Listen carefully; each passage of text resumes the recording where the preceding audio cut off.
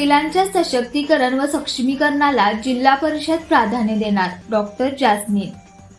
कोल्हापूर जिल्ह्यात सुमारे 1,08,000 एकल महिला असून त्यांच्या सशक्तीकरण व सक्षमीकरणासाठी जिल्हा परिषद प्राधान्याने कार्य करेल, अशी ग्वाही डॉक्टर जास्मिन यांनी दिली।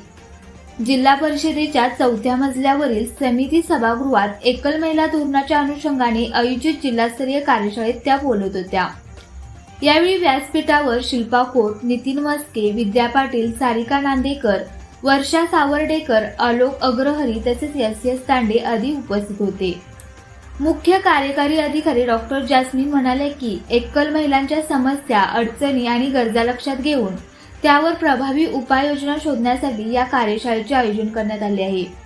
एकल महिला धोरणाच्या प्रभावी अंमलबजावणीसाठी कोल्हापूर जिल्ह्याचे कार्य राज्यासाठी पथदर्शी ठरेल असा विश्वासही त्यांनी व्यक्त केला। यावेळी महिला व बालकल्याण सभापती विद्या पाटील यांनी एकल महिलांना आर्थिक स्वावलंबन प्राप्त झाल्यास त्या आत्मविश्वासाने स्वतःच्या पायावर उभा राहू शकतील असे सांगितले। प्रारंभी जिल्हा कार्यक्रम अधिकारी नितीन मस्के यांनी कार्यशाळेच्या आयोजनामागील उद्देश स्पष्ट करताना एकल महिलांना भेडसावणाऱ्या विविध समस्यांवर प्रकाश टाकला।